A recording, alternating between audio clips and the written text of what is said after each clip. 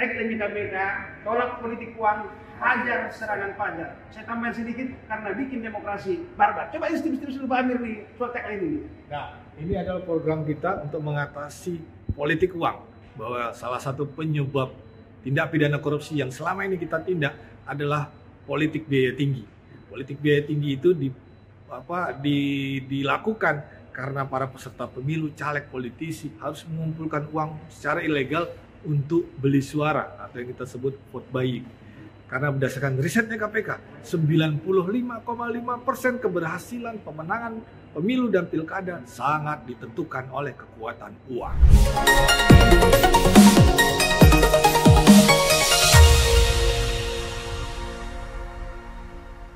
Dari gedung KPK RI Kuningan, Jakarta Selatan, bincang tipis-tipis kembali menjumpai Anda bersama saya, Erman Tale Daulay, di channel Tale Tries Info. Di channel ini, berbagai isu terkini yang menjadi perhatian publik dan narasumber yang kita hadirkan untuk membahas isu tersebut akan kita iris-iris menjadi tipis-tipis. Menjelang kontestasi demokrasi pemilu 2024, kita sengaja mengangkat tema politik dengan topik yang menjadi tagline-nya KPK, hajar serangan pajar. Saya tambahin sedikit karena bikin demokrasi barbar.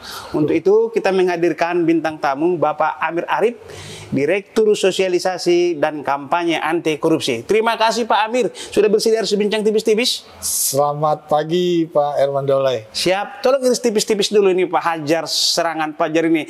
Semangat yang dibangun untuk cegah dini politik uang ini. Silakan Pak. Tagline-nya hajar serangan fajar. Kalau penonton warganet itu melewati gedung KPK di gedung C1, gedung lama KPK, itu bisa melihat banner besar di sisi kanan gedung KPK, tulisannya besar, hajar serangan fajar, supaya menarik perhatian masyarakat. Mengapa KPK bicara tentang serangan fajar? Tagline-nya hajar serangan fajar. Karena KPK punya kajian dan menemukan fenomena dari tahun ke tahun bahwa banyak sekali penindakan kasus korupsi. Itu kita temukan bahwa banyak kasus korupsi yang disebabkan oleh politik uang. Jadi politik uang ini kita percaya jadi hulu pemicu penumpukan harta-harta ilegal, uang-uang ilegal oleh pelaku korupsi, oleh pejabat negara, penyelenggara negara.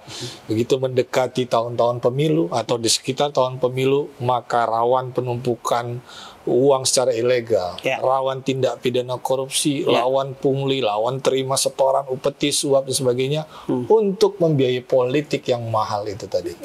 Nah, karena kita percaya politik yang mahal tadi jadi pemicu korupsi, maka KPK bersama dengan penyelenggara pemilu lain, KPU dan Bawaslu, itu sejak beberapa bulan lalu itu membuat kampanye anti politik uang dengan tagline hajar serangan fajar, supaya penyelenggara pemilu, peserta pemilu, dan pemilih tentunya sadar bahwa korupsi dan politik uang itu adalah dua sisi mata uang yang dua-duanya harus kita berantas bersama. Iya, sandaran pemikirannya Pak Amir ini kan fakta.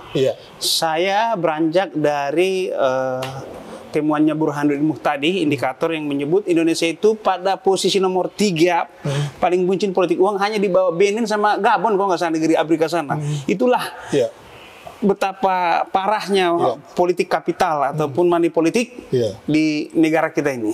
Itu nggak bisa kita pungkiri. Aksi-aksi yang dilakukan bukan sekedar kampanye, tetapi ada aksi-aksi di lapangan seperti apa Pak Amir? Nah, kalau warganet mengikuti edukasi KPK tentang politik uang, atau pernah juga menonton channel ini di tahun lalu, bahwa KPK sebenarnya sejak beberapa tahun terakhir sudah melakukan program pendidikan anti korupsi di sektor politik dengan nama Politik Cerdas Berintegritas.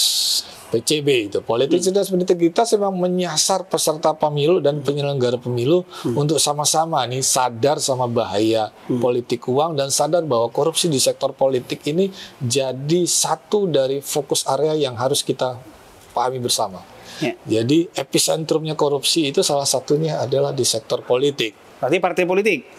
Tidak hanya partai politik, peserta pemilu, partai politik, penyelenggara pemilu, dan masyarakat.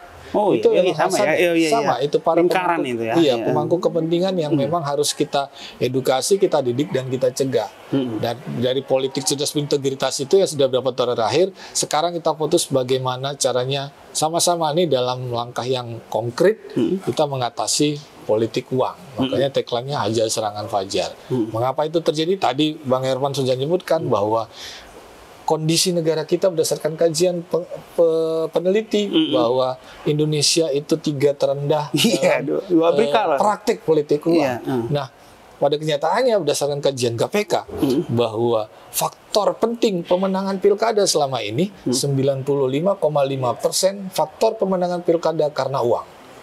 Jadi bayangin 95,5% keberhasilan pemilu dan pilkada ditentukan oleh kekuatan uang.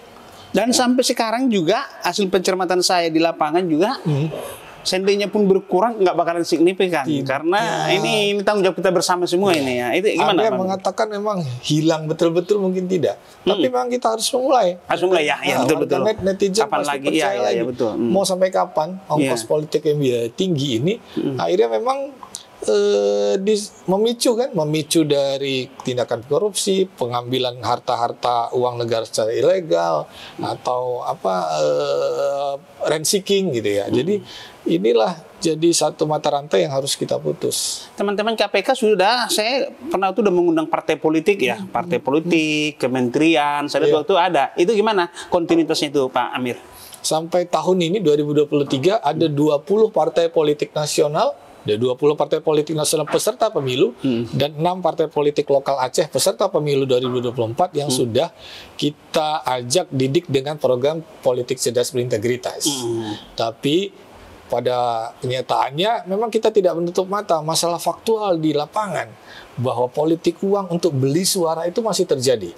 Kami mendapatkan testimoni dari banyak peserta pemilu, dari caleg. Mereka menyaksikan sendiri dan mereka harus akhirnya terjebak pada kondisi kalau mereka nggak beli suara, istilahnya vote buying, beli suara. Kalau saya nggak beli suara kepada masyarakat, maka ada kompetitor saya yang akan lebih dulu mengguyur uang untuk beli suara. Kalau satu sama lain saling bersaing, maka akhirnya ada kompetisi yang tidak sehat di situ. Pemilu bukan lagi kontestasi ideologi politik, bukan kontestasi program, adu gagasan, bukan, tapi kontestasi uang. Iya, betul. Nah, itulah yang terjadi sekarang. Akhirnya teman-teman yang punya gagasan baik, ya kan, dan menapak karir dari bawah, dulu Pak, kalau kita mau jadi pengurus DPP, setidaknya kita harus pernah di DPC, kabupaten, provinsi, baru pusat. Sekarang karena politik uang ini Pak, ada kawan nanti udah bangun, udah caleg nomor sekian, dia dikalahkan nomor 10 atau nomor 8 karena nomor 8 ini punya uang. Jadi kawan tadi yang punya gagasan tadi hilang kan ya. Netizen pasti ngangguk-ngangguk deh, netizen pasti setuju betul ya kata Pak Herman. Jadi tersingkirlah. Jadi yang menang ini yang tidak menguasai adik-adik RT partai. Padahal yang kawan tadi nomor 1 itu dia dibikin karena dia menguasai ADART, ngerti ideologi partai, ngerti visi misi. Dia harus tersingkir oleh katakanlah seorang yang selebriti ataupun pelaku usaha yang punya uang. Akhirnya sekarang bisa dikalkulasi Pak Amir. Saya lihat kepala desa aja Pak Amir, nggak usah lah kepala daerah terlalu tinggi lah. Udah sekarang udah main tos-tosan Pak. Udah main Pak Amir pasang 200, saya pasang 300. 400 gitu. Jadi ajang judi kan? Iya. Jadi ajang judi. Tapi walaupun demikian secerca harapan itu masih ada. Mudah-mudahan Pak Amir tidak pernah lelah untuk menyelesaikan ini. Sebab kita ini percuma mengarungi asap kalau apinya nggak dipadamkan. Berarti kan hulunya ini dulu kita benahi. Apalagi Pak yang dilakukan dalam hal cegah dini di hulu ini Pak Amir? Itu menarik sekali tadi yang sampaikan Bang Herman Daulay bahwa kalau kajiannya kita 95,5% tadi faktor pemenangan pemilu dan pilkada karena uang di peringkat kedua itu karena keterkenalan atau karena jadi artis, karena jadi populer. 75,5% itu sangat menentukan. Dan yang terendah itu adalah program dan gagasan visi misi. Ternyata cuma 40% itu mempengaruhi pemenangan pilkada. Artinya apa? Masyarakat, para voter nggak menganggap gagasan visi misi program partai ataupun caleg itu penting. Karena bagi mereka duit. Nah, ini yang harus kita atasi bersama. Bagaimana caranya mengatasi politik uang tadi? Memang harus mengedukasi si partai pemilu, si peserta pemilu, dan juga yang nggak kalah penting pemilihnya. Pemilih memang kita ajak, jangan lagi, ya mungkin akan sulit ya, tidak pragmatis. Karena di akar rumput masyarakat mungkin lebih gampang tergiur, terima 150.000 per kakak, 200.000 per kakak gitu. Apalagi kalau berdasarkan kajiannya kita sebenarnya 72% masyarakat memang mentolerir politik uang. Itu risetnya kita. Dari 72% yang mentolerir politik uang, 80% diantaranya adalah perempuan dewasa. Jadi dari 72% yang masyarakat umum kita mentolerir politik uang, 80% dari diantara itu perempuan dewasa dari usia 30 sampai 55 tahun. Artinya apa? Figur ibu-ibu dan perempuan dewasa ini memang riskan untuk tergoda politik uang. Dari inilah kita segmentasikan bagaimana caranya kita bersama mampu mengedukasi politik uang. Berarti diagnosa KPK kan di situ. Berarti resep harus banyak di situ berarti. Harus. Kita mengedukasi, kuncinya adalah perempuan dalam keluarga. Itulah the power of emak-emak tadi kan. Kalau the power of emak-emak sudah tergoda sama politik uang, rawan dikasih 200.000 plus sembako minyak goreng, maka ya itulah yang harus kita sama-sama kurangi. Itu yang mau kita sasar. Tapi saya punya optimisme gini, Pak Amir ya. Sebab KPU merilis kan 51-52% itu pemilih kita itu masih milenial, 40 tahun ke bawah itu masih punya potensi, masih ada harapan kita ini. Kalau yang Gen Z sama Gen milenial ini masih terus kita sedini mungkin kita sosialisasi, persuasif terus gimana Pak Amir? Betul sekali. Memang sekarang demografinya pemilih kan banyak nanti di area yang pemilih pemula. Dari mulai Gen Z, milenial gitu kan. Walaupun tetap ada Gen X seperti kita sama umur.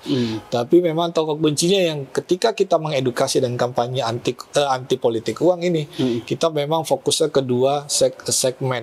Pertama adalah tentu saja perempuan dewasa di mana jadi kelompok yang beresiko tergoda politik uang, sama kelompok Gen X ya, Gen X dan Gen Z dan milenial.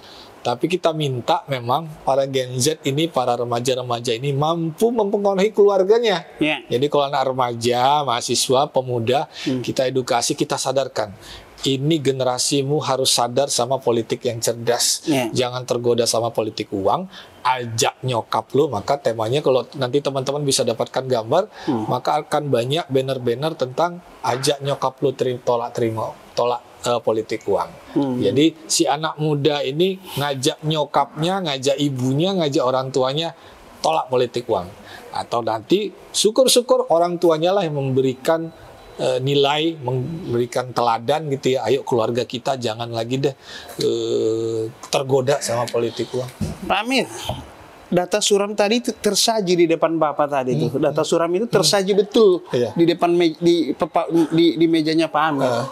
Optimisme Bapak masih tinggi atau bagaimana soal politik uang? Karena Bapak udah tahu 95, 40, 75. Datanya suram semua tadi. Saya aja udah ini apalagi pemilu sekali 5 tahun ini gitu. Gimana optimisme Pak Amir ini? Ya, pesimisme tidak mengatasi masalah memang. Pesimisme tidak mengatasi masalah dan memang begini. Saya mengutip lagi testimoni dari politisi peserta pemilu. Kalau kita runut nih ke pemilu pasca reformasi ya, dari mulai pemilu 99, 2004, 2009, 2014, 2019, sebenarnya politisi itu mengakui bahwa memang semakin pemilu ke sini pemilu bukan lagi kontestasi ideologi, bukan lagi kontestasi yang penuh dengan gagasan dan cita-cita politik gitu, tapi lebih ke kontestasi uang dan kontestasi yang lebih pragmatis. Tapi sebenarnya kita pernah mengalami pemilu yang bukan menurut saya nih, menurut testimoni politisi yang mengatakan mungkin pemilu awal reformasi 99 2004 itu masih tidak terlalu rentan sama politik uang. Saat masa itu mungkin masyarakat pemilih lebih loyal pada partai, lebih loyal pada ideologi, tapi semakin kesini pemilih menjadi lebih swing. Makanya generasi pemilih yang swing, yang mudah terayun-ayun pindah partai ini, pindah partai ini, karena tergiur uang itu semakin terlihat sih menurut testimoni politisi. Iya, karena ini hasil pencermatan juga di lapangan, pencermatan saya, memang harus ada keseimbangan, Pak. Kadang politisi ini pun dia kadang udah udah ngos-ngosan juga. Cuman kadang dia berkunjung ke satu warung, tukang warung gue ada rusak datang gitu, maksudnya biar teman-temannya datang, warungnya laku. Jadi kerusakan itu bukan hanya di sisi politisi loh, Pak, di sisi pemilih juga sama pentingnya. Kita harus adil juga dalam hal pembenahan ini. Gimana, Pak Amir? Politik uang itu ada supply, ada demand. Iya, ada jadi supply, ada kita demand. jangan hajar politisi terus kan. Ada penawarnya, kalau nggak ada penawarnya, permintaannya ternyata ada. Iya. Jadi di mana kita mengatasinya? Ya kedua hal ini, supply dan demand, termasuk si wasitnya, penyelenggara pemilu. Iya, semuanya. Harus holistik lah bahasanya. Holistik. Bahkan katanya lagi-lagi yang kami temukan di riset, sebenarnya serangan fajar itu sebagian saja dari kerawanan pemilu. Karena ada serangan duha, ada serangan tahajud dan sebagainya. Karena suap itu tidak hanya kepada voter, ada risiko suap kepada penyelenggara pemilu. Ingat saat penghitungan suara di malam hari juga itu rawan suap oleh oknum caleg di titik juga pada ke penyelenggara pemilu. Padahal KPU kabupaten dan kota itu punya resiko juga untuk tergoda menerima suap. Di titik itu rawan juga ya, Pak? Di uang ini ya. Betul sekali. Jadi artinya masyarakat tidak hanya harus waspada sama politik uang kepada voter, karena definisi politik uang kan sekarang adalah memberikan uang atau materi kepada masyarakat agar masyarakat itu memberikan suaranya kepada orang tertentu yang memberikan itu, dan mengarahkan itu. Nah itu saat mendekati pemilihan, saat di bilik suara gitu kan itu. Tapi lagi-lagi politik uang itu bisa dalam arti luas menyuap KPU dan sebagainya juga adalah kerawanan sendiri. Memang saya bilang gini, saya kalau ke lapangan kasihan juga kadang politisnya, pelai kampanye-kampanye bro, nanti aja hitung berapa sekian, nanti main di sebuah yang usah lagi ada sosialisasi katanya, buang duit aja itu katanya. Udah diungkap sendiri sama Pak Herman. Iya. Berarti ya nanti aja itu masalah yang real kan. Karena gini, kan saya juga makanya tergoda mengiris tipis-tipis Pak Amir begini, Pak.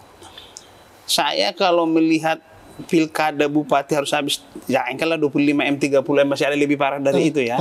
Kalau dia menggunakan dana perusahaan pabrik garmen yang baru tumbuh, kalau dia gunakan itu pasti gulung tikar itu garmen. Iya. Kalau dia cuma punya restoran-restoran, kafe-kafe yang cuma 5 pintu, bagaimana? Kalau dia menggunakan itu modal kampanye, pasti gulung tikar itu.